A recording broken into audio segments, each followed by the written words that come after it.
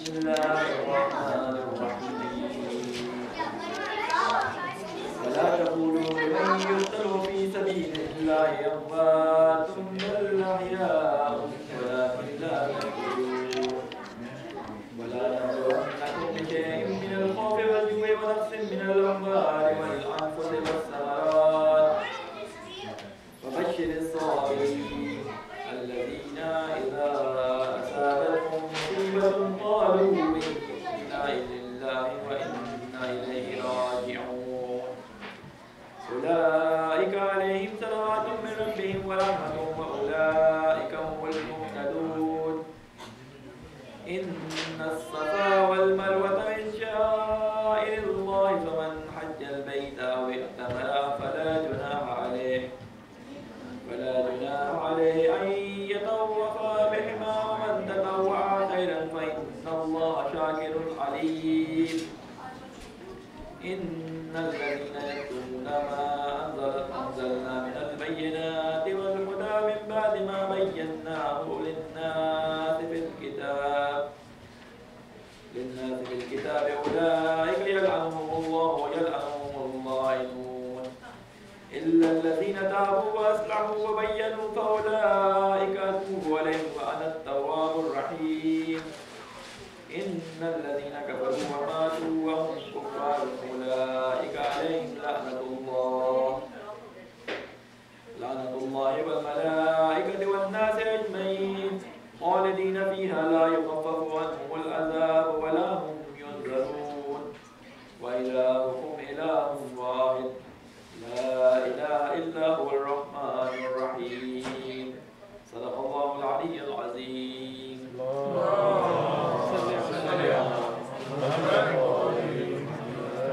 السلام علیکم ورحمۃ اللہ وبرکاتہ.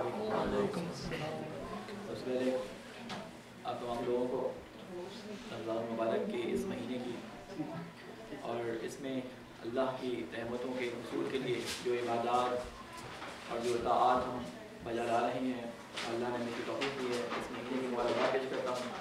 اللہ سے دعا کرتا ہوں کہ جس مقصد کے لیے ہم نے اس کلاس کو اس محفل کو برگزار کرنے کی ابتدا کی تھی اور اس کو الحمدللہ جاری رکھا ہے, اللہ تعالیٰ ہم سب کو اس کتاب کے سمجھ میں اور اس کے علم کے حصول میں ہمیں کوشاں رکھے اور اس کے مطالب کو سمجھ کے اس میں عمل کرنے کی توفیق عطا فرمائے. سورہ بقرہ کی آیت نمبر 153 تک ہم کمپلیٹ کر چکے تھے اور 154 سے ہمیں سٹارٹ کرنا تھا. پچھلی آیت کے اندر اللہ تعالیٰ یہ ذکر کر رہا تھا, میں تھوڑا سا بتا دوں کہ اللہ تعالیٰ نے ارشاد فرمایا تھا کہ یا ایھا الذین آمنوا استعینوا بالصبر والصلاۃ ان اللہ مع الصابرین, کہ اے لوگوں جو تم ایمان لے کر آئے ہو, جو ایمان لانے کا دعویٰ کرتے ہو, استعینوا تو طلب استعانت کرو, طلب مدد کرو. کس چیز کے ساتھ؟ صبر کے ساتھ, والصلاۃ اور نماز کے ساتھ. ان اللہ مع الصابرین, بے شک اللہ صبر کرنے والوں کے ساتھ. آپ کو یاد ہوگا کہ قرآن کریم نے اپنے جو پیچھے آیات بیان کی تھی اس میں اللہ تعالیٰ نے مسلمانوں کی ایک ذمہ داری بیان کی تھی کہ تم امت وسط ہو اور جس طرح یہ نبی تمہارے اوپر گواہ ہے تم باقی امتوں پر گواہ ہو. اب اس کام میں مشکلات بھی آنی ہیں, اس کام میں تکلیفیں بھی دیکھنی ہیں, اس کام میں اپنے گھروں کو بھی چھوڑنا ہے, اس کام میں ہجرت بھی کرنی ہے, اس کام میں اپنی اولاد کو بھی چھوڑنا ہے, اس کام میں اپنی اولاد اپنے گھر والوں کے سامنے بھی تمہیں تلوار لے کے کھڑا ہونا ہے. تو یہ چیز اپنے ذہن میں رکھنا کہ یہاں پر تمہارے قدم یہیں ڈگمگائیں گے, یہاں پر امید ہے کہ تمہارے قدموں میں تزلزل آ جائے. تو لہٰذا تم کس چیز سے مدد مانگنا نماز کے ذریعے اور صبر کے ذریعے. ہمارے ہاں ایک صبر کے معنی جو معاشرے کے اندر رائج ہو چکے ہیں, ان معنی کے اندر ہمیں یہ کہا جاتا ہے کہ تمہارے اوپر کسی نے ظلم کیا, صبر سے کام لو. تمہیں کسی نے تکلیف پہنچا دی, صبر سے کام لو. گھر میں جو ہے وہ چوری ہو گئی, گھر میں ڈاکہ پڑ گیا, گھر سے جو ہے وہ چور سامان لے گئے, صبر کرو. ایک صبر کے معنی ہمارے یہاں جو بیان کیے جاتے ہیں اس کو ہم عربی میں ایک صبر کے معنی پہ جزئی طور پہ تو تطبیق کر سکتے ہیں، لیکن کلن صبر کے معنی یہ نہیں ہوتے. عربی میں صبر کے معنی تھوڑا سا اس سے وسیع تر ہوتے ہیں. اور وہ صبر کے معنی کیا ہوتے ہیں؟ ہم یعنی برداشت کو صبر کا معنی دیتے ہیں اردو زبان کے اندر، جبکہ عربی کے اندر صبر کہتے ہیں کہ جس کام کے کرنے پہ انسان ڈٹا ہوا ہے، جس مقصد کو اس نے اپنا گول بنایا ہوا ہے، اس مقصد کے اوپر یا اس کے سامنے آنے والی پریشانیوں اور اس کے سامنے آنے والی مشکلات کو وہ تحمل کرتا رہے، اور چاہے جو بھی چیز اس کو اس مقصد سے ہٹانے کی کوشش کرے وہ اس کام پہ ڈٹا رہے. یعنی اپنے کام پر ڈٹا رہے چاہے جتنی بھی مشکلات ہیں. اس کو قرآن مجید صبر سے تعبیر کرتا ہے. عربی زبان میں اس کو صبر سے تعبیر کیا جاتا ہے. یعنی صبر برداشت کا نام نہیں ہے، صبر بزدلی کا نام نہیں ہے، بلکہ صبر نام ہے کہ مصیبتیں آنے کے باوجود انسان اپنے مقصد سے نہ ہٹے. اور آپ کو معلوم ہے کہ بہت ساری زندگی میں مواقع ایسے آتے ہیں کہ انسان کے سامنے اس کے اپنے گھر والے کھڑے ہو جاتے ہیں، اپنے خاندان والے کھڑے ہو جاتے ہیں، انسان کے سامنے اس کے معاشرے کے لوگ کھڑے ہو جاتے ہیں. یہ کام جو تم انجام دے رہے ہو، یہ کام جو تم کر رہے ہو، یہ معاشرے کی ریت رواج ہمارے جسے کہتے ہیں کہ نارمس کے خلاف ہے. تو وہاں پر انسان صرف ان کی باتوں کو نہیں سنتا، ان کے اشارے کنائے، ان کی تہمتیں، ان کی طرف سے لگنے والے الزامات سب کو سنتا ہے، لیکن پھر بھی اپنے مقصد کو چھوڑتا نہیں ہے، اپنے مقصد پہ ڈٹا رہتا ہے، اپنے مقصد پہ آگے بڑھنے کی کوشش کرتا ہے. یعنی یہ چیزیں اس کو کوئی بھی لغت اللائم دنیا کی طرف سے کی گئی جو جسے کہتے ہیں کہ تعریفیں یا دنیا کی طرف سے کی گئی اس کی بدگمانیاں یا اس کا تنزل، کوئی بھی چیز اس کو اس کے مقصد سے پیچھے نہیں کرتا، بلکہ وہ اپنے مقصد پہ ڈٹا رہتا ہے. لہٰذا اللہ تعالیٰ قرآن مجید میں یہاں فرما رہا ہے کہ صبر سے اور استعانت سے کام لو، صبر سے اور نماز سے کام لو. نماز یہاں پہ لفظ صلاۃ آیا ہے، ہم اس کا ایک ترجمہ نماز کرتے ہیں، جبکہ نماز اس کا ایک جزوی ترجمہ ہے. صلاۃ کہتے ہیں کہ اللہ تعالیٰ کی طرف رجوع کرنا، اللہ تعالیٰ کی طرف چاہے وہ دعا کے ذریعے رجوع کیا جائے، اللہ کی طرف عمل سے رجوع کیا جائے، اللہ کی طرف اس ذکر سے جس کو ہم نماز کہتے ہیں اس سے رجوع کیا جائے. یہ سارے کے سارے کام صلاۃ کے اندر شامل ہوتے ہیں. لہٰذا اللہ تعالیٰ کہہ رہے ہیں کہ اللہ تعالیٰ سے تم مدد طلب کرو، کس چیز کے ذریعے؟ صبر کے ذریعے اور صلاۃ کے ذریعے. ان اللہ مع الصابرین، اور بے شک اللہ کس کے ساتھ ہے؟ صبر کرنے والوں کے ساتھ ہے. آپ نے دیکھا ہوگا کہ دنیا کے اندر بہت سارے جو لوگ ہیں ان کے ساتھ کیا کیا پرابلمز ہوتی ہیں. کبھی اللہ تعالیٰ ان کو کس چیز سے آزماتا ہے، کبھی ان کو شہرت دے کے آزماتا ہے، کبھی ان کو ان سے شہرت دے کے آزماتا ہے، کبھی ان کو مال دے کر آزماتا ہے، کبھی ان سے مال لے کر آزماتا ہے. کبھی آپ نے دیکھا کہ انبیاء کے گھر میں ان کی بیگمات ان کے خلاف ہو گئی. یعنی آپ سوچیں کہ گھر میں کسی کے اس کی زوجہ جو ہے اس کے خلاف ہو جائے، جو وہ کام کرے اس کے خلاف وہ بات کرے، جو وہ بات کرے اس کے خلاف لوگوں میں جا کر بیان کرے. تو اللہ تعالیٰ حضرت لوط علیہ السلام کی مثال بیان کرتا ہے. اللہ تعالیٰ حضرت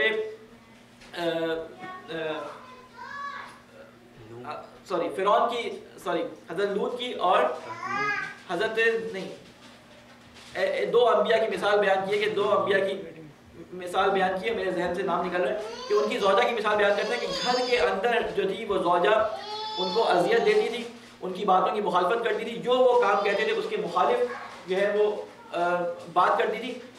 اس نبی نے اپنی ازواج کو طلاق نہیں دی، ان ازواج کو چھوڑا نہیں، آخر وقت تک اس چیز پر جو ہے وہ ڈٹے رہے کہ نہیں میں اپنی کام میں آگے بڑھتا ہوں، چاہے مجھے گھر کی طرف سے اولاد کی طرف سے مزاحمت آتی رہے. آپ کو معلوم ہے کہ جو بھی اللہ تعالیٰ کی راہ میں جب کوئی کام انجام دینا شروع کرتا ہے سب سے پہلی مخالفت گھر کی طرف سے آتی ہے، اور اس کے بعد خاندان کی طرف سے، پھر اس کے بعد معاشرے کی طرف سے، دوستوں کی طرف سے آتی ہے. تو یہ ساری چیزیں اللہ تعالیٰ بیان کر رہا ہے کہ جب کفار مکہ سے بچ کے یہ ہجرت کر کے مسلمان یہاں پہ آئے، اور ہجرت کرنے کے بعد انہوں نے اپنی یہاں پہ حکومت رسول خدا صلی اللہ علیہ وسلم نے قائم کی، اور رسول خدا نے جب وہ قائم کر لی تو رسول خدا کی اس امت کو اللہ تعالیٰ نے دوسری قوموں پہ گواہ بنا دیا. تو ان کے ساتھ کیا کیا مشکل آئی کہ جب یہ کفار مکہ کے مقابلے میں جنگ لڑنے کے لیے نکلتے تھے تو وہ لوگ جن کو یہ کفار وہاں پہ مکہ کے اندر چھوڑ کے آئے تھے، ان میں ان کے اپنے چچا، ان کے بھتیجے، ان کے بھانجے، ان کے بیٹے، یہ سب شامل تھے. ان کے سامنے ان کو جنگوں میں لڑنا پڑا.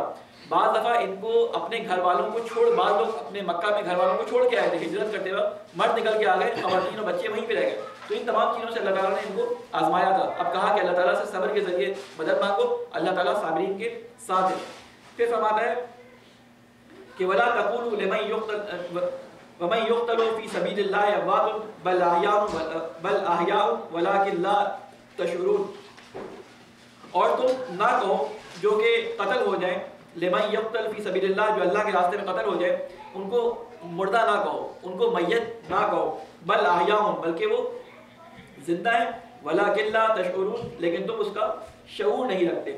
اب سوال یہ پیدا ہوتا ہے کہ یہ کن لوگوں کی بات ہو رہی ہے؟ آپ کو معلوم ہے کہ جنگ بدر کے اندر، جنگ احد کے اندر، جنگ خندق کے اندر کس طرح سے مسلمانوں کا امتحان لیا گیا، لوگ شہید ہوئے. جنگ احد کے اندر بہت سارے لوگ شہید ہوئے. جنگ خندق پہ اللہ تعالیٰ نے اس طرح سے آزمایا کہ لوگوں کے دلوں میں جیسے کہتے ہیں کہ خوف آ گئی، خوف آ گیا، لوگوں کی منافقت ظاہر ہو گئی. اتنا سخت اللہ تعالیٰ نے امتحان لیا. تو وہاں پر جو لوگ شہید ہو گئے تو ان کے بارے میں منافقوں نے کیا کہنا شروع کیا کہ یہ دیکھو یہ رسول کے ساتھ اللہ کو ماننے والے تھے، رسول کی بات انہوں نے مانی تھی، پھر بھی اللہ تعالیٰ نے ان کو جو ہے ان کے اوپر رحم نہیں کیا اور یہ کافروں کے ہاتھوں مارے گئے. تو اب یہ اس دنیا سے چلے گئے. اللہ تعالیٰ یہاں پہ کیا فرما رہا ہے کہ ان لوگوں کو مردہ نہیں کہو، وہ مارے نہیں گئے. جو بھی اللہ کی راہ میں قتل ہوتا ہے وہ اللہ کے حکم کی پیروی کرتے ہوئے، اللہ کے یعنی بات کی اطاعت کرتے ہوئے وہ اللہ کے راستے میں لڑتا ہے. اور جب وہ لڑ کے اللہ کے راستے میں اس دنیا میں شہید ہو جاتا ہے تو کیا ہوتا ہے؟ وہ زندہ ہو جاتا ہے. یعنی یہ حیات کی ایک دوسری قسم ہے. آپ صرف اس دنیا کو حیات نہ سمجھو، بلکہ اس حیات کو جو مرنے کے بعد اللہ کی راہ میں مرنے کے بعد ملتی ہے اس حیات کو سمجھو. ٹھیک ہے؟ کیوں؟ اس لیے کہ تم اس کا شعور نہیں رکھتے. وہ ایک دوسری طرح کی حیات ہے. آگے قرآن مجید میں ایک اور جگہ فرمایا کہ ان کو مردہ نہ کہو بلکہ اللہ کے نزدیک یہ رزق پاتے ہیں، اللہ کے نزدیک ان کو رزق ملتا ہے. وہ رزق کس طرح کا ہوتا ہے اس کا ہمیں شعور نہیں ہے. کہتے ہیں اس زندگی کا کہ کس جسمانی حالت میں ہوں گے، کس طرح سے وہ اللہ کا رزق کھا رہے ہیں، اس کا تمہیں شعور نہیں ہے. لیکن میں تمہیں بتا رہا ہوں، اللہ ہونے کے ناطے میں تمہیں یہ بات بتا رہا ہوں کہ وہ اللہ کے نزدیک زندہ ہے، بلکہ اللہ تعالیٰ کے نزدیک جو ہے وہ رزق بھی کھاتے ہیں. پھر اس کے بعد فرماتا ہے وَلَا نَبْلُوَنَّكُمْ بِشَيْءٍ مِّنَ الْخَوْفِ وَالْجُوعِ وَنَقْصٍ مِّنَ الْأَمْوَالِ وَالْأَنفُسِ وَالثَّمَرَاتِ وَبَشِّرِ الصَّابِرِينَ. کہتے ہیں کہ وَلَا نَبْلُوَنَّكُمْ، اور ہم ضرور تمہیں آزمائیں گے. بلا نبلونا لفظ بلایا سے نکلا ہے، اسی سے نکلا ہے نبلونکم. اور اس میں تاکیدیں آئی ہیں، 3 تاکیدیں آئی ہیں. ایک لام زبر لا جو شروع میں لگا ہوا ہے، ایک یہ تاکید ہے. پھر نون تشدید جو لگا ہوا ہے، نون تشدید سا جو نبلونا کے اندر لگا ہوا ہے، یہ بھی نون ثقیلہ کہلاتا ہے. یہ بھی یعنی 2 تاکیدوں کی جگہ استعمال ہوتا ہے. اللہ تعالیٰ جب کسی بات کو فورس کر کے بتانا چاہتا ہے، کسی بات کو شدت کے ساتھ لوگوں کے ذہنوں میں رسوخ کرنا چاہتا ہے، لوگوں کو بیان کرنا چاہتا ہے کہ یہ ہوگا ہی ہوگا، یعنی اس کے بغیر چارہ ہی نہیں ہے، تو اس کے ساتھ تاکید استعمال کرتا ہے. کیا ہے؟ وَلَا نَبْلُوَنَّكُمْ یقیناً ہم تمہیں آزمائیں گے. کس چیز سے آزمائیں گے؟ بِشَيْءٍ، یعنی کوئی چھوٹی سی چیز، چھوٹا سا، یعنی یہ جو ابھی 4 چیزیں یا 3 چیزیں بیان کی جائیں گی ان کے کسی ایک چھوٹے سے حصے سے آزمائیں گے. کون سی چیزیں؟ من الخوف، یعنی خوف کے اندر سے ایک چھوٹا سا حصہ ہے، تمہیں خوف تمہارے دلوں میں طاری کریں گے، اس سے آزمائیں گے. والجوع، تمہیں بھوک سے آزمائیں گے. ونقص من الاموال، اور تمہارے مال کے کم ہونے سے تمہیں آزمائیں گے، یعنی تمہارا مال تمہارے پاس کم ہو جائے گا. والانفس، اور تمہارے جانوں سے تمہیں آزمائیں گے، یعنی جو تمہارے نفس، تمہاری جانیں، تمہارے بچے، تمہاری اولاد ہے، تمہاری ازواج ہیں، ان سے تمہیں آزمائیں گے. والثمرات، اور کسی سے آزمائیں گے وہ جو تم کھیتی باڑی کرتے ہو، جو تم تجارت کرتے ہو، اس کے نتیجے میں تمہیں پھل ملتا ہے، یا تمہاری جاب کی تمہیں سیلری ملتی ہے، یہ وہ جو مال تم نے جمع کر رکھا ہے، جو تمہارا محنت کا نتیجہ ہے، اس کے اندر سے کسی چیز کو کم کر کے ہم جو ہے وہ تمہیں آزمائیں گے. وبشر الصابرین، خوشخبری دے دو صبر کرنے والے کو. یہ جو لفظ ولے نبلونکم جو آیا ہے، یہ آزمائش کے بارے میں خداوند کریم قرآن مجید میں تقریباً 4 طریقوں سے اس آزمائش کا ذکر کرتا ہے. یعنی اللہ تعالیٰ فرماتا ہے کہ مختلف طریقے اللہ تعالیٰ قرآن مجید میں آزمائش کے بیان کرتا ہے کہ کہاں کہاں اللہ تعالیٰ نے کس طریقے سے انسان کی جو ہے وہ آزمائش کی ہے. ایک بات جو مقدمتاً علماء بیان کرتے ہیں، یہ جو بات میں نقل کر رہا ہوں آیت اللہ جواد عاملی سے نقل کر رہا ہوں، آپ فرماتے ہیں کہ اللہ تعالیٰ نے قرآن مجید میں امتحان کی 4 دستے قرار دیے ہیں، 4 اس کی اقسام بیان کی ہیں. نبل یا اسے کہتے ہیں نبلونکم، یہ امتحان کے معنی میں آتا ہے، آزمائش کے معنی میں آتا ہے. کہتے ہیں 4 طرح کی آزمائش بیان کی ہے خداوند کریم نے. ایک یہ کہ تلخی اور شیرینی. تلخی اور شیرینی کا کیا مطلب؟ یعنی بعض دفعہ اللہ تعالیٰ انسان کے زندگی میں اتنی زیادہ تلخیاں ڈال دیتا ہے کہ اس کے ہر کام میں اس کو نقصان ہو رہا ہوتا ہے. ہر بات جو وہ کرتا ہے لوگ اس کا غلط مطلب لیتے ہیں. جس بزنس میں وہ قدم رکھتا ہے اس بزنس میں اس کو نقصان ہو جاتا ہے. جس شخص سے وہ دوستی کرنے کی کوشش کرتا ہے وہ شخص اس کا دشمن ہو جاتا ہے. یعنی تلخیاں ہی تلخیاں آتی ہیں. بعض دفعہ بعض لوگوں کو آپ نے سنا ہوگا کہ اے اللہ میں ہی ملا ہوں، ساری کی ساری مصیبتیں میرے اوپر آ گئی. تو اللہ تعالیٰ کہہ رہا ہے کہ ہم بعض دفعہ تلخیوں سے امتحان لیتے ہیں اور بعض دفعہ شیرنی کہتے ہیں یعنی دنیاوی لذتوں سے ہم امتحان لیتے ہیں. یعنی اتنا مال اس کو دے دیتے ہیں، اتنی دولت دے دیتے ہیں، کثرت اولاد دے دیتے ہیں، اس کے بزنس، اس کی ہر جگہ ہر طرف سے فائدے ہی فائدے ہو رہے ہوتے ہیں. یعنی جس طرف وہ قدم رکھتا ہے اس طرف ساری چیزیں اچھی ہو جاتی ہیں. یعنی ٹوٹا جو جسے کہتے ہیں نا کہ ایک خراب شدہ بزنس ہوتا ہے، جس میں یہ قدم رکھتا ہے وہ بزنس جو ہے وہ دوبارہ سے پھلنے پھولنے لگتا ہے. تو اللہ تعالیٰ کہتا ہے کہ دنیا میں کوئی بھی چیز ہو وہ آزمائش کا ذریعہ بنائی ہے ہم نے. چاہے وہ تلخیاں ہوں چاہے وہ آسانیاں ہوں. یعنی کوئی بھی چیز جو تمہیں دنیا کے اندر دی ہے وہ کوئی چیز آزمائش کے بغیر نہیں ہے, یعنی وہ تمہاری آزمائش کے لیے دی گئی ہے. کوئی چیز ایسی نہ سمجھو کہ یہ ہم نے اپنے محنت سے حاصل کر لی, یا یہ مشکل جو ہمارے اوپر آئی ہے اس میں ہمارا کوئی یعنی کوئی گناہ تھا, وہ گناہ اور ثواب وہ سب اللہ تعالیٰ نے آخرت کے لیے رکھا ہوا. یہاں پہ اللہ تعالیٰ آزماتا ہے. پھر دوسری چیز فرماتے ہیں کہ یہ جو تلخی اور شیریں کے ذریعے امتحان ہوتا ہے, اس کے بعد دوسری چیز ہوتی ہے ناگواریہ. اچھا, بعض دفعہ اس کے اوپر مشکلات ڈالتا ہے. یعنی ایک دفعہ حضرت ایوب علیہ السلام کا قصہ بیان کر کے بتاتا ہے کہ پہلے ان کا مال چھین لیا, مال چھیننے کے بعد اولاد چھین لی, اولاد چھیننے کے بعد بیماری دے دی. یعنی آزمائشیں دی جا رہی ہیں, ناگواریاں جتنی بھی زندگی میں آ سکتی ہیں, اتنی ناگواریاں, اتنی تلخیاں ان کی زندگی میں دی جا رہی ہیں. اس کے مقابلے میں یہ دیکھتا ہے کہ انسان صبر کتنا کرتا ہے, انسان کے اندر کتنی مقاومت ہے, انسان اس کے مقابلے میں کتنا صبر کرتا ہے, وہ اللہ تعالیٰ آزماتا ہے. یہ قرآن مجید میں مختلف آیتیں, اس وقت میں نے آیتیں یہاں پہ نہیں لکھی ہیں کیونکہ ہمارے پاس وقت کم ہوتا ہے, ورنہ اسی آیت میں پورا ٹائم لگ جاتا. کیونکہ اگر آپ آیت الجواد عامری کی تفسیر کو اٹھا کے دیکھیں, تسنیم کو, تو انہوں نے تقریباً 100-150 پیج کی جو ہے نا وہ گفتگو خالی اس آیت کے ذیل میں کی ہے.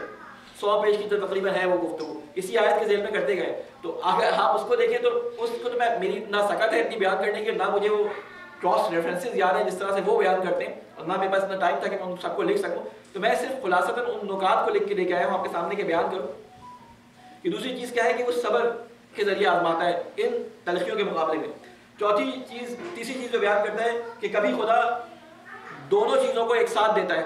مثلا کبھی کہتا ہے کہ ناگواری کمی اموال یعنی مال کو کم کر لیتا ہے, اور کبھی دنیا میں نعمت دیتا ہے, کبھی شکر کے ذریعے آزماتا ہے. شکر کے ذریعے آزمانے کا مطلب کیا ہوتا ہے کہ بعض دفعہ اللہ تعالیٰ کسی کے اوپر جسے کہتے ہیں کہ سختیاں آتی ہیں, وہ سختی میں صبر کرتا ہے, اور صبر کے نتیجے میں اس کے پاس ساری نعمتیں دوبارہ آ جاتی ہیں, ساری نعمتیں دوبارہ آ جاتی ہیں. اہل بنی اسرائیل, اہل جو یہ تھے مصر تھے, جو بنی اسرائیل کہلاتے ہیں, ان کے اوپر اللہ تعالیٰ نے سختیاں دی. سختیوں کے بعد انہوں نے اللہ سے دعا کی, اللہ تعالیٰ سے کے سامنے صبر کا مظاہرہ کیا. اللہ تعالیٰ نے حضرت موسیٰ کو ان کے پاس بھیج دیا. ٹھیک ہے, اب اللہ تعالیٰ کہہ رہے ہیں میں نے ان کو نعمتیں دے دی, اب ان کو دوبارہ آزماؤں گا, یعنی نعمتیں دے کے آزماؤں گا. یعنی وہ جو شکر کیا تھا اس کے بدلے نعمتیں دی ہیں, اس کے بعد دوبارہ آزماؤں گا. یعنی کوئی بھی چیز دنیا کے اندر آزمائش سے خالی نہیں ہے, چاہے وہ نعمتیں ہوں چاہے وہ سختیاں ہوں, دونوں چیزیں. بعض دفعہ نعمتیں دیتا ہے پھر سختیاں دیتا ہے, بعض دفعہ سختیاں دیتا ہے پھر نعمت دیتا ہے, اور بعض دفعہ سختیاں دینے کے بعد نعمت دیتا ہے اور پھر آزماتا ہے. یعنی آزمائش مسلسل اللہ تعالیٰ کی چلتی چلی جاتی ہے, یعنی کوئی بھی شخص امتحان سے خالی نہیں ہے. ایک اور جگہ قرآن مجید میں اللہ تعالیٰ یہ فرماتا ہے کہ تب کیا تم یہ سمجھتے ہو کہ تمہارا امتحان دیے بغیر تمہیں جنت میں داخل کر دیا جائے گا؟ تو تمہاری بھول ہے. ہم نے تم سے پچھلی امتوں کے تمام لوگوں کے امتحان لیے, ان کے اوپر کیا ہوا, اللہ تعالیٰ نے آندھیاں بھیجی, ان کے مالوں کو ضائع کر دیا, ان کی اولادوں کو قتل کروا دیا, ان کے اوپر جو ہے وہ چیخ کے ذریعے عذاب بھیجا. یعنی مختلف طریقوں سے اللہ تعالیٰ نے ان کو آزمایا ہے. تو تم کیا سمجھتے ہو کہ تم آسانی کی زندگی جو گزار رہے ہو, آج کل سب اچھا اچھا لگ رہا ہے, سارے کام اچھے اچھے ہو رہے ہیں, تو کیا اس میں آزمائش نہیں ہے؟ نہیں, اس میں بھی آزمائش ہے. اس میں آزمائش کیا ہے کہ اس میں تمہیں آزما رہا ہے کہ تم اس میں کتنی اللہ تعالیٰ کی شکر گزاری کرتے ہو. اور اللہ تعالیٰ نے یہ فرمایا تھا کہ جب تم آزمائش کے بعد شکر گزاری کے مرحلے میں پہنچتے ہو تو تم اللہ کے دین کو کتنا زیادہ آگے پھیلاتے ہو. جب تم تمکن حاصل کرتے ہو تو کتنا زیادہ اللہ کے دین کی ترویج کرتے ہو. میں نے ایک جمعے میں اس کے بارے میں بیان بھی کیا تھا کہ جب انسان سختیوں سے نکل کے آتا ہے, مثال کے طور پہ مثلا پاکستان میں یا انڈیا میں یا کسی جگہ پہ وہ رہ رہا تھا, وہاں پہ اس کے پاس سختیاں تھیں, مالی سختیاں ہوں یا کسی اور طرح کی سختیاں ہوں, کسی بھی طرح کی سختیاں, اللہ تعالیٰ نے اس کو ایک نعمت پرووائڈ کی اور اس کے پاس مال آ گیا, یا وہ کسی اور ملک میں چلا گیا, وہاں پہ جا کے اس کو آرام آ گیا. تو اللہ تعالیٰ کہتا ہے جہاں پہ بھی جا کے تم تمکن حاصل کرو, تمکن یہاں پہ تمہاری بنیاد ہو, جہاں پہ تمہاری اساس پکی ہو جائے, جہاں پہ تم مالی طور پہ اور معاشرتی طور پہ مستحکم ہو جاؤ, تو پہلا کام کیا کرو کہ اللہ کے دین کی ترویج کرو. اور اس دین کی ترویج کے لیے اللہ تعالیٰ کیا کہ نماز کو قائم کرو. میں نے جو قبر پہلے ایک مجلس پڑھی تھی اس میں یہ ذکر کیا تھا کہ تمکن حاصل کرنے کے بعد پہلا کام اللہ تعالیٰ کے لیے مسجد کی تعمیر ہے, کہ اللہ تعالیٰ کے لیے وہ جگہ تعمیر کرو کہ جہاں پہ نماز باجماعت قائم ہو سکے. کیونکہ اللہ تعالیٰ کے دین کو پھیلانے کے لیے پہلا مرکز کیا ہوتا ہے, وہ مسجد ہوتی ہے. اللہ کے رسول نے جب مدینہ میں ولود کیا تھا, مدینہ میں داخل ہوئے تھے, تو سب سے پہلا کام کیا کیا تھا انہوں نے؟ سب سے پہلے انہوں نے مدینہ میں داخل ہونے سے پہلے مسجد قباء بنائی, اور پھر جب مدینہ میں آ گئے تو مسجد النبوی کی بنیاد رکھی. تو مسلمانوں کو یہ آئیڈیا رسول کی سیرت سے لینے کے لیے دیا جا رہا ہے کہ جب بھی تم کسی جگہ میں مستقر ہو جاؤ اور وہاں پہ تمہاری مالی حالات اور تمہاری معاشرتی حالات اچھے ہو جائیں اور تمہیں اللہ تعالیٰ اس بات تمہارے رزق میں اتنی وسعت دے, تو سب سے پہلا کام کیا کرو, تم نماز کو برپا کرو اور نماز کو جو ہے وہ قائم کرنے کی کوشش کرو. اس کے بعد اللہ کے دین کو پھیلاؤ. تو آج میں جواد آپ یہ فرما رہے ہیں یہاں پر کہ یہ 4 گروہ ہوتے ہیں کہ جو اللہ تعالیٰ مختلف طریقوں سے آزمائش کرتا ہے.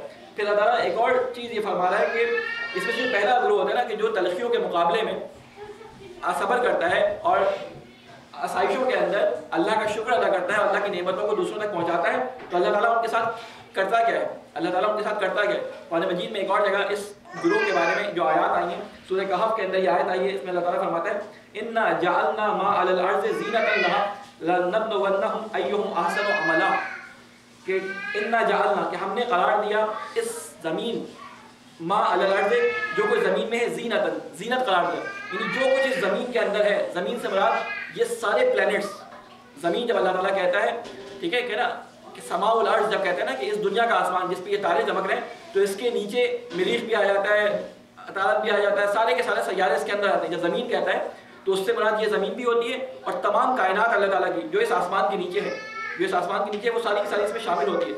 تو اللہ تعالیٰ کہتا ہے کہ جو بھی ہم نے زینت بنائی ہے، جو بھی خوبصورتی کی چیز بنائی ہے، وہ کہا ہے کہ زینت لہا، یہ خوبصورتی کس کے لیے؟ یہ زمین کے لیے خوبصورتی ہے۔ یعنی اللہ تعالیٰ نے ہر وہ چیز جس کو انسان خوبصورت سمجھ رہا ہوتا ہے، وہ خوبصورتی کس کے لیے ہوتی ہے؟ وہ انسان کے لیے نہیں ہوتی۔ اللہ تعالیٰ نے یہاں پہ بیان کیا ہے مختلف آیات کے اندر کہ انسان کی خوبصورتی اس کا تقویٰ، اس کا وہ علم ہوتا ہے جو اس کی ذات کا حصہ ہوتا ہے۔ جو بھی چیز ایکسٹرنل انسان کے اوپر ہوتی ہے وہ اس کی خوبصورتی شمار نہیں ہوتی۔ لباس جسم کی خوبصورتی ہے، ٹھیک ہے، انگوٹھی اس ہاتھ کی خوبصورتی ہے، یا مختلف چیزیں جو انسان اس زمین پہ تعمیر کرتا ہے گھر کی صورت میں، تو وہ اس زمین کی خوبصورتی شمار ہوتی ہے، وہ انسان کی خوبصورتی شمار نہیں ہوتی ہے۔ اس لیے اللہ تعالیٰ کہتا ہے ان چیزوں پہ اتراؤ نہیں کہ یہ لباس تم نے اچھا پہن لیا تو تم اس پہ اتراؤ، یہ تمہاری خوبصورتی نہیں ہے، یہ زمین کی خوبصورتی ہے، تمہارے جسم کی خوبصورتی ہے، یہ تمہاری گوشتہ کی خوبصورتی ہے۔ یعنی جتنی چیزیں ہیں، لہا کی ضمیر استعمال کی ہے یہاں پہ اللہ تعالیٰ نے اس آیت کے اندر، کہا کہ جتنی بھی زمین میں چیزیں میں نے کی ہیں وہ سب خوبصورتی ہے زمین کے لیے۔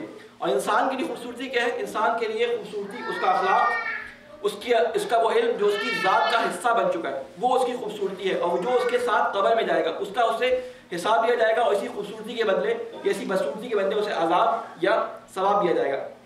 پھر اس کے بعد آگے بہت ساری چیزیں ہیں، میں نے ان تمام چیزوں کو بیان نہیں کرنا۔ امام علی علیہ السلام کی ایک روایت جو کہ راغب اصفہانی جو ہے وہ اپنے مفرات قرآن کے اندر امام علی علیہ السلام سے ایک روایت نقل کرتے ہیں۔ راغب اصفہانی کے بارے میں آپ کو معلوم ہے کہ راغب اصفہانی کون ہے؟ ایک بہت بڑے اہل سنت کے عالم ہیں۔ انہوں نے ایک ایسی قرآن مجید کی ڈکشنری لکھی ہے، انہوں نے عربی کی ڈکشنری بہت ساری موجود ہیں، بڑی بڑی ڈکشنریز موجود ہیں۔ انہوں نے ایک ایسی ڈکشنری لکھی ہے جس میں سے قرآن کے الفاظ کے معنی پہ بحث کی گئی ہے، اس میں مختلف آیات روایات اس قرآن کی ذیل میں لے کے آئے۔ تفسیر نہیں ہے، یہ ڈکشنری ہے، لیکن ایک ایک لفظ پہ انہوں نے ہر لفظ پہ قرآن مجید کے مختلف مثالوں کے ذریعے، قرآنی مثالوں کے ذریعے، تاریخی مثالوں کے ذریعے صرف قرآن کے الفاظ پہ بحث کیے۔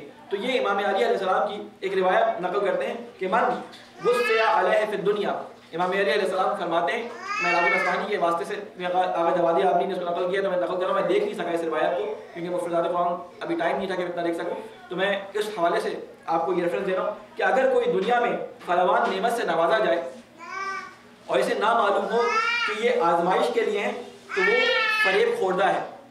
یعنی اللہ تعالیٰ نے اگر کسی کو نعمتیں دی ہیں اور وہ یہ سمجھ رہا ہے، وہ یہ نہ سمجھے کہ یہ ساری نعمتیں اس کی آزمائش کے لیے اللہ تعالیٰ نے دی ہے، کہ اللہ تعالیٰ چیک کر رہا ہے کہ تمہارے پاس جو نعمتیں تمہیں دی ہیں، یہ اچھا لباس، یہ اچھا گھر، یہ اچھی اولاد، یہ اچھے پڑوسی، یہ ساری چیزیں، یہ ساری کی ساری نعمتیں جو زمین کی زینتیں ہیں، یہ جتنی بھی نعمتیں تمہیں دی گئی ہیں، یہ ساری کی ساری نعمتیں اگر وہ نہیں جانتا کہ اس کی آزمائش کے لیے ہیں تو وہ فریب خوردہ ہے اس دنیا کے اندر۔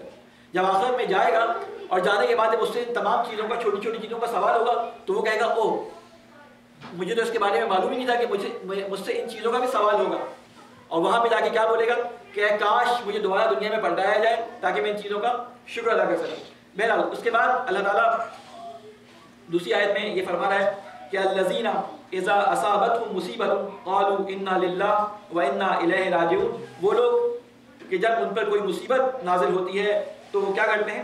صبر کرتے ہیں۔ جب کوئی مصیبت ان کے اوپر پڑتی ہے، اصابت آپ کہتے ہیں تیر نے اصابت کی، آپ نے امام حسین علیہ السلام کے مصائب میں کبھی ثقیل اردو میں جب مصائب پڑھے جا رہے ہوتے ہیں تو آپ نے سنا ہوگا کہ تیر اصابت کر گیا علی اصغر کے گلے کے اوپر۔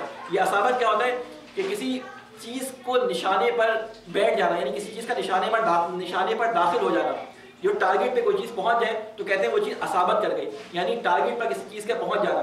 تو یہاں پہ کہا ہے الذین اذا اصابتهم مصیبۃ، کہ جب کوئی ٹارگیٹڈ مصیبت آپ کے اوپر آتی ہے نا، کہ آپ کے اوپر مصیبت ہے جو آپ سمجھتے ہیں کہ یہ جو ہے وہ میرے ہی اوپر کیوں آ گئی، تو یہ آزمائش ہوتی ہے آپ کی۔ اللہ تعالیٰ کہتا ہے کہ جب آپ کے اوپر سے مصیبت ہے اور تمام آپ کے اطراف میں لوگ خوشحال ہو اور صرف مصیبت آپ کو کسی کو نہ پتا ہو کہ آپ کے ذہن میں کیا چل رہا ہے، یعنی آپ کے اندرونی حالات کسی کی اس میں نہ ہو، تو کہتے ہیں کہ اس موقع پہ کیا صابرین کیا کہتے ہیں کہ اذا اصابتہم مصیبت، ایسے لوگوں پر جو صبر کرتے ہیں ان کے بارے میں ان کی کوالٹی بیان ہو رہی ہے کہ جب مصیبت ان کے اوپر آتی ہے تو کیا کہتے ہیں، قالوا انا للہ وانا الیہ راجعون، وہ کہتے ہیں بے شک ہم، یہ انا دو طرح کے ہوتے ہیں قرآن مجید میں، انا آپ دیکھیں دو طرح سے ہوتے ہیں، ایک انا ہوتا ہے خالی نون ہوتا ہے اس پہ تشدید ہوتی ہے، ایک انا ہوتا ہے کہ اس کے ساتھ الف لگا ہوتا ہے اس پہ تشدید ہوتی ہے، یہ دو انا الگ الگ معنی رکھتے ہیں۔ انا کے معنی بے شک، اور جب انا الف کے ساتھ آتا ہے تو بے شک ہم، یہ نا نون الف نا اس کے ساتھ انا نا کا اصل میں یہ کمبائن ہو کے عرب اس کو اس طرح سے پڑھتے ہیں انا، ٹھیک ہے، تو کیا مطلب ہے بے شک ہم، ٹھیک ہے، تو کیا فرمایا قالوا، تو سب یہ کیا کہتے ہیں انا بے شک ہم للہ، اللہ کے لیے، یعنی ہمارا تمام وجود جو ہے وہ اللہ کے لیے، ہم اللہ ہی کی طرف سے آئے تھے، یہ تمام مصیبتیں اللہ ہی کی طرف سے ہمارے پاس آئی تھی، یہ جو رزق ہم سے لیا گیا یہ اللہ کی طرف سے ہم سے لیا گیا، یہ جو اولاد ہم سے چھن گئی وہ اللہ کے حکم پہ ہم سے چھنی گئی، وَإِنَّا إِلَيْهِ رَاجِعُونَ، اور بے شک ہمیں اسی ہی کی طرف پلٹ کر جانا ہے، راجعون اسی کی طرف ہم پلٹائے جائیں گے۔ یہ آیت بہت جسے کہتے ہیں آئی اوپننگ آیت ہے کہ اللہ تعالیٰ اس حکم میں کہتا ہے کہ جو میرے مصیبت پہ صبر کرنے والے بندے ہوتے ہیں، جو میرے نیک بندے ہوتے ہیں، جو میرے سے مدد طلب کرتے ہیں صبر کے ساتھ، ان کا کام کیا ہوتا ہے کہ وہ زیادہ چیخن پکار نہیں کرتے، کہ جب خدا نہ خواستہ کسی کا بیٹا مر جائے تو وہ کہتا ہے کہ ابھی تو اس کی عمر نہیں تھی، اس طرح کے شکوے گلے شروع کر دیتے ہیں۔ اللہ نے سنا ہوگا بعض جگہوں پہ کہ لوگ اس طرح کے شکوے گلے شروع کر دیتے ہیں کہ ابھی تو یہ جوان تھا، اس کی موت کیوں آ گئی، اے اللہ میرے ہی بیٹے پہ کیسی آفت کیوں آ گئی۔ رسول خدا صلی اللہ علیہ وسلم کے بارے میں ملتا ہے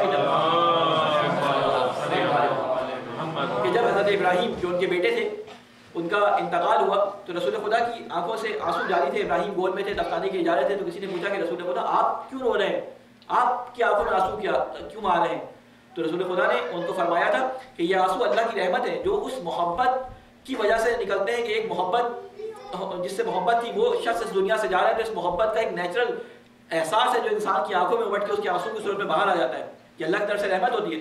لیکن شور و غوغا کرنا اور جسے کہتے ہیں کہ اللہ کے اوپر نعوذ باللہ یہ کہنا کہ اللہ تعالیٰ تو نے یہ کیا ظلم کر دیا، یہ ایک ایسی چیز ہے جس کا اللہ تعالیٰ نے منع کیا ہے، جس کو اللہ تعالیٰ نے کہا، اللہ تعالیٰ کو معلوم ہے کہ یہ جو جوان تھا یہ کتنی عمر میں اس کو جانا تھا، اس کی عمر کتنی تھی، تمہیں یہ کہنے کا اختیار نہیں ہے، ہاں تم آنسو بہاؤ اس کے اوپر، تم اس کے اوپر غم کرو، لیکن ایسی گریہ وزاری اس طرح کی نہ کرو کہ اللہ تعالیٰ سے نعوذ باللہ کفریہ کلمات کہو کہ اللہ تو نے کیوں میرے بیٹے جوان بیٹے کو اٹھا لیا، ابھی تو اس کی عمر نہیں تھی، فلاں فلاں فلاں، اس طرح کی باتیں جو ہمارے معاشرے کے اندر لوگوں میں کی جاتی ہیں۔ تو اللہ نے ان لوگوں کی خصوصیت بتائی کہ جب ان پہ مصیبت آتی ہے تو یہ کام یہ کرتے ہیں، کہتے ہیں کہ تمام چیزیں اللہ کے لیے تھی، ہم نہ کسی چیز کے لینے کی وجہ سے اپنے آپ کو دنیا میں بٹھا کے رکھ لیں گے کہ یہ چیز ہم سے چلی گئی تو ہم دنیا میں کوئی کام نہیں کریں گے، یا نعمت کے آنے کی وجہ سے ہم بیٹھ جائیں گے اب نعمتیں آ گئی تو ہمیں کام کرنے کی ضرورت نہیں ہے۔ دونوں حالتیں اللہ تعالیٰ نے آزمائش کے لیے رکھی ہیں، یہ تمام کی تمام چیزیں اللہ کی طرف سے، اللہ کی طرف ان سب کو پلٹنا ہے، یہ ان کا قول نقل کیا ہے۔ پھر اس کے بعد اللہ تعالیٰ ان کے بارے میں فرماتا ہے کہ اولئک علیہم صلوات من ربہم ورحمۃ واولئک هم المہتدون، یہی لوگ جو یہ کام انجام دیتے ہیں، جو شکر کرتے ہیں نعمتوں کے ملنے پر اور صبر کرتے ہیں اللہ تعالیٰ کی طرف سے آنے والی آزمائشوں پہ، تو ان کے بارے میں اللہ تعالیٰ کیا فرما رہا ہے کہ اولئک علیہم صلوات، انہیں خوشخبری دے دو کہ ان پر اللہ ان کے رب کی طرف سے بڑی عنایات ہوں گی، اس کی رحمت ان پر سایہ کرے گی، اور ایسے ہی لوگ راسترو ہیں، سچے لوگ ہیں، یہی لوگ سچے ہیں اور راسترو ہیں۔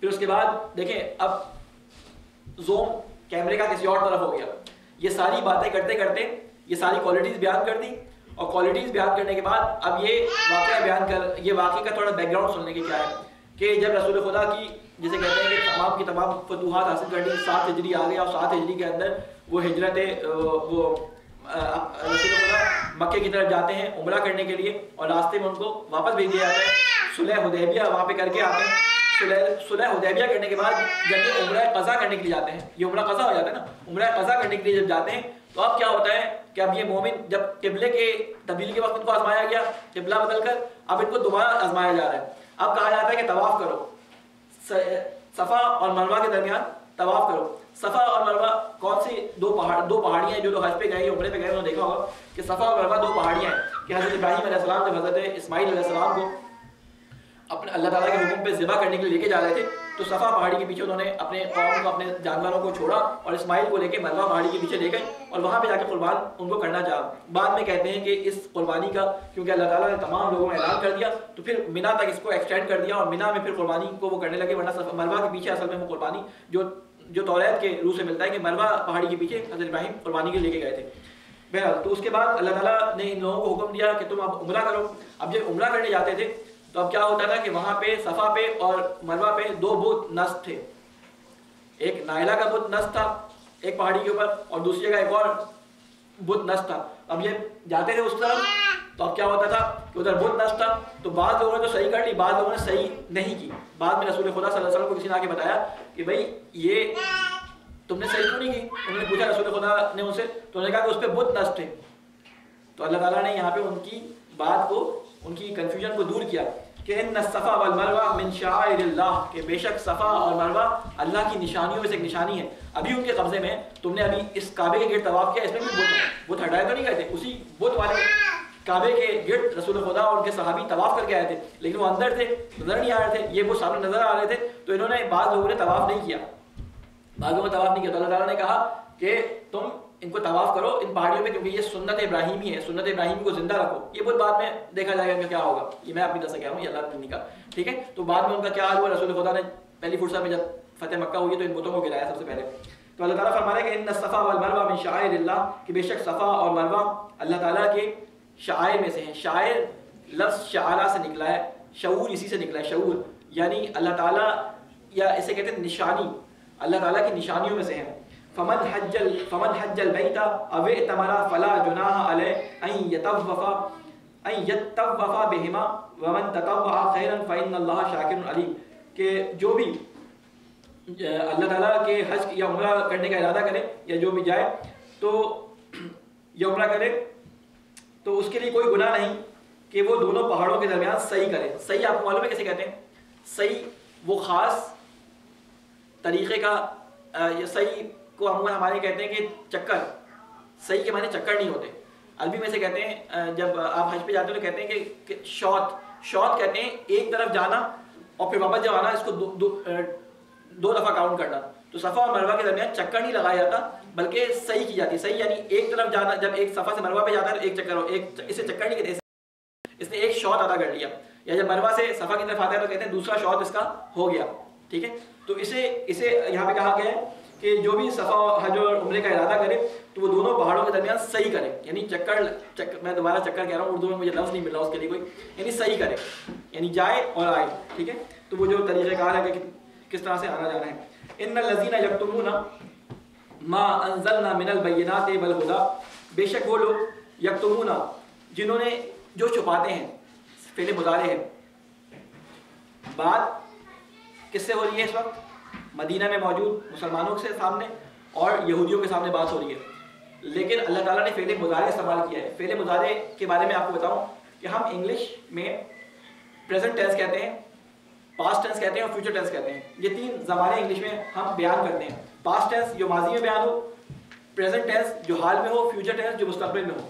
لیکن عربی زبانے میں ہوتا کیا ہے کہ پاسٹ ٹینس ماضی کے لیے، لیکن جسے فعل مضارع کہتے ہیں یہ مستقبل اور فیوچر دونوں کے لیے استعمال ہوتا ہے۔ یعنی جب فعل مضارع استعمال کیا جاتا ہے تو اس کے دو معنی ہوتے ہیں، ایک یہ کام کرتا ہے اور یہ کام کرے گا۔ یفعلون جب کہا جاتا ہے وہ یہ کام کرتے ہیں اور یہ کام کریں گے۔ جہاں پہ فعل مضارع آئے یعنی تو اس میں کیا ہوتا ہے، مستقبل کے معنی بھی ہوتے ہیں اور حال کے معنی بھی ہوتے ہیں۔ تو یہاں پہ مخاطبین کون ہیں؟ یہودی اور مسلمان اور کفار، سارے کے سارے مخاطبین ہیں، لیکن فعل مضارع استعمال کر کے اللہ نے کہا کہ جو یہ آیت پڑھ رہا ہے وہ بھی مخاطب ہے، وہ بھی مخاطب ہے۔ آگے بات جو بیان کری ہے اس کو غور سے سنیے گا۔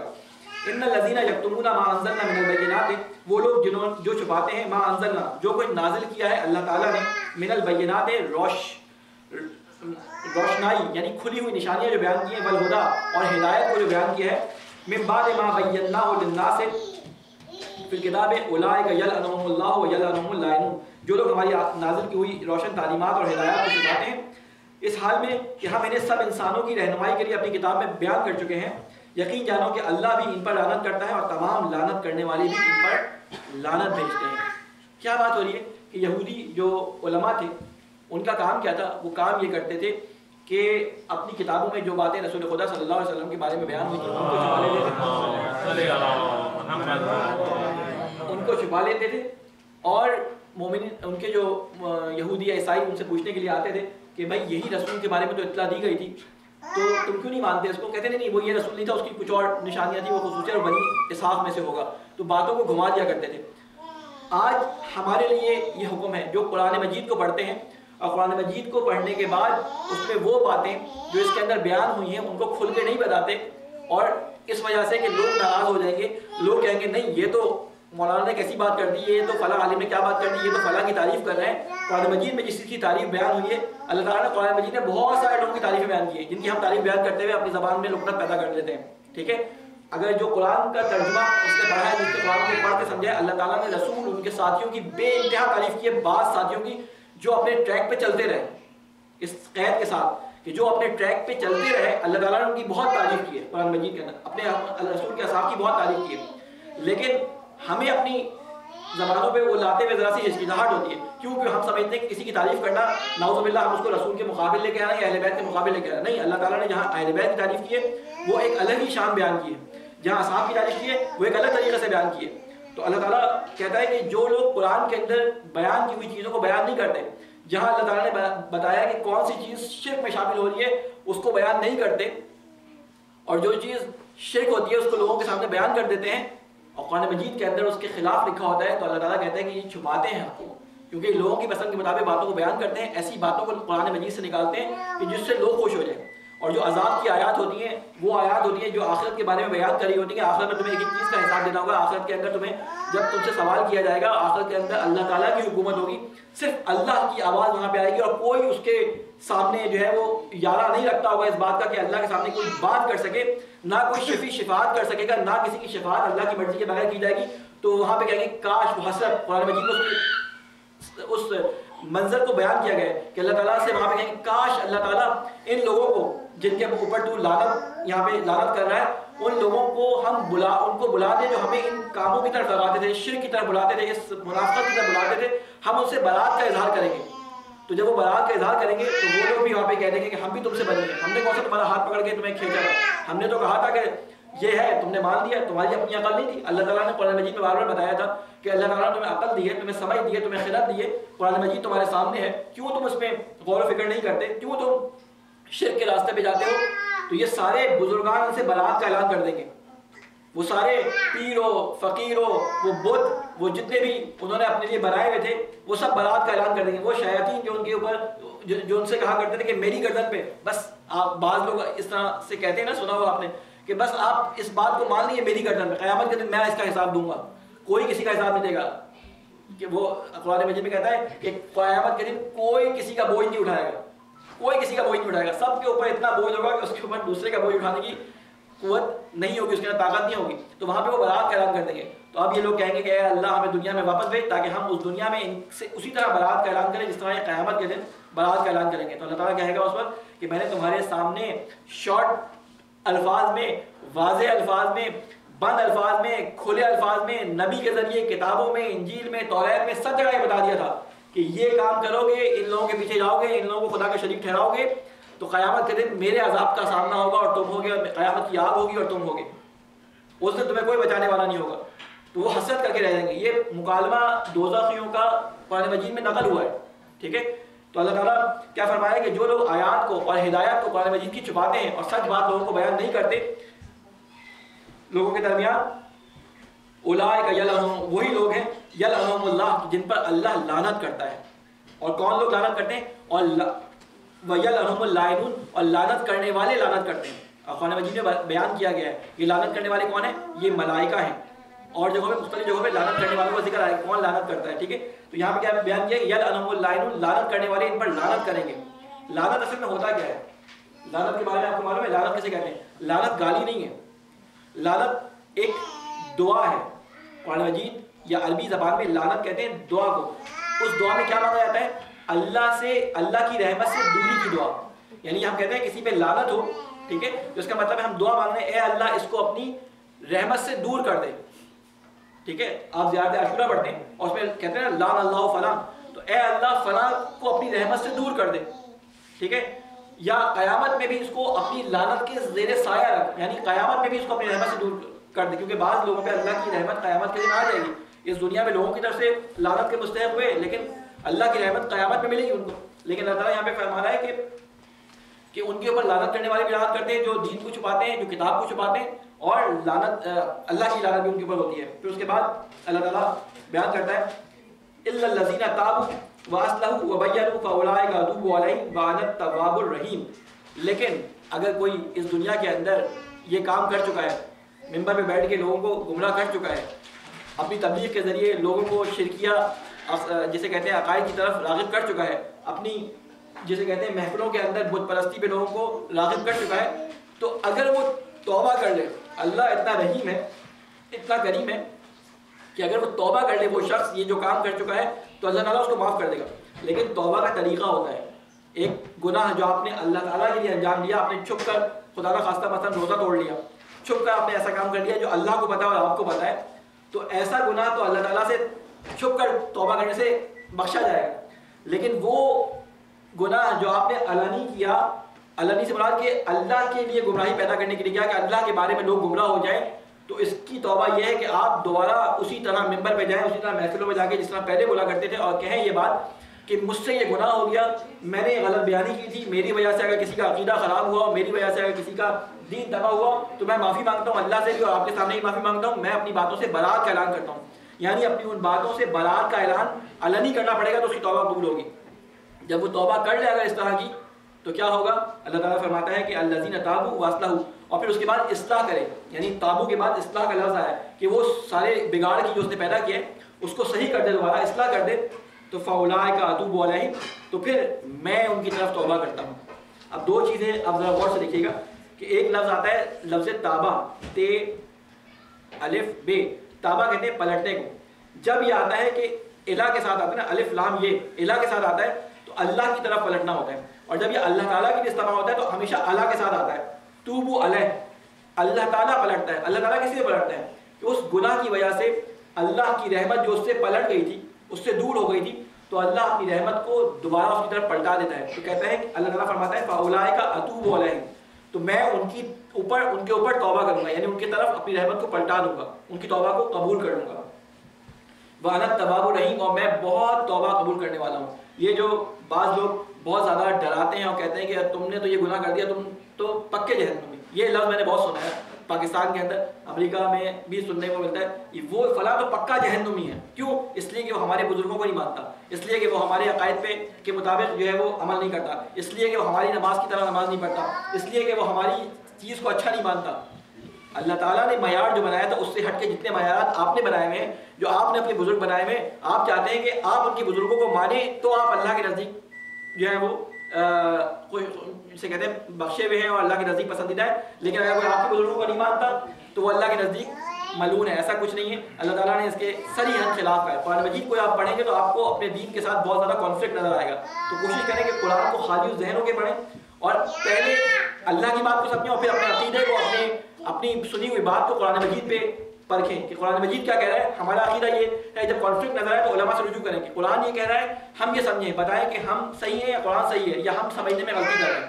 اس طرح کر کے آگے بڑھنا پڑے گا، ورنہ اتنا زیادہ معاشرے کے اندر کفر و گمراہی اور فتنے پھیل چکے ہیں کہ کوئی بھی اپنے دین پہ سالم نہیں ہے، سوائے اس کے کہ جو ہدایت اللہ کے دین سے یا رسول کی اس سنت سے جو رسول خدا نے ہمارے درمیان چھوڑی تھی اس سے لے رہا ہے۔ اسی میں ایک آیت ہے نا سورہ بقرہ میں، آیت نمبر 61، جس میں اللہ نے ذکر کیا ہے کہ وہ پیچھے ہم تفصیل سے بیان کر چکے ہیں، تم کوئی بھی ہو، ہاں اس میں بیان کر چکا ہے۔ اللہ تعالیٰ نے اپنا معیار بیان کیا، کرائٹیریا بیان کیا ہے کہ تم یہ کام کرو گے تو اللہ کے نزدیک ہو، ورنہ اللہ تمہیں سے کوئی تمہاری رشتہ داری نہیں ہے کہ اللہ تمہیں جنت میں بلا دے گا۔ پھر اس کے بعد اللہ تعالیٰ فرماتا ہے ان الذین کفروا وماتوا وهم کفار، اب وہ لوگ جنہوں نے گمراہی پھیلا دی تھی، ٹھیک ہے، ٹائم مجھے بتا دیں کتنے بجے جو ہے وہ چھٹی دینی ہے؟ 46 پہ ہے، 46 پہ ہے، تو بس میں بس 3 آیتیں کرنا، بس یہ ختم کرتا ہوں، اس کو یہ کمپلیٹ کر دو، جلدی جلدی کر دو، میں پھیلا نہیں رہا اس کو۔ اب اللہ تعالیٰ نے یہاں پہ دونوں کیٹیگریز بیان کر دی گئی ہیں۔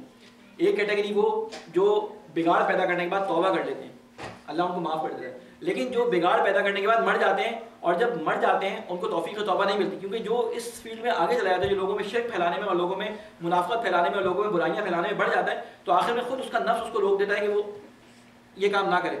ٹھیک ہے، تو اللہ تعالیٰ یہاں پہ فرمائے ان الذین کفروا، وہ لوگ جنہوں نے انکار کیا، وماتوا اور مر گئے. کفرو کے معنی ہمیشہ یاد رکھیں، کفرو جو ہے وہ ڈھانپنے کے معنی میں آتا ہے. کفار یعنی وہ چیز جو حق کو ڈھانپ دیتے ہیں. کافر کہتے ہیں، کسان کو کافر کہتے ہیں عربی زبان کے اندر. 9-10 معنی ہے اس کے. کسان کو کافر کہتے ہیں کیوں؟ کیونکہ بیج کو چھپا دیتا ہے مٹی کے اندر. کافر کو کافر اس لیے کہا جاتا ہے دین کی اصطلاح کے اندر کیونکہ وہ دین حق کو چھپا کر دین باطل کو اس کے اوپر لے آتا ہے. ٹھیک ہے، تو کہتے ہیں کہ جنہوں نے جو کافر تھے، حالانکہ یہ مسلمان لوگ تھے، لوگوں کو بھڑکاتے تھے، مسلمان تھے نا، وہ سارے یہودی مسلمان تھے، انہوں نے اپنے نام خود یہودی رکھا تھا، اصل میں تو مسلمان تھے، لیکن انہوں نے توبہ نہیں کی، یہ مر گئے. وہ کفار اور وہ انکار کرتے رہے. اولئک علیہم اللعنہ، وہی لوگ ہیں جن پر اللہ کی لعنت ہے. اور کس کی لعنت ہے؟ والملائکۃ، اور لوگوں کی لعنت ہے. والناس اجمعین، اور تمام کے تمام لوگوں کی لعنت ہے.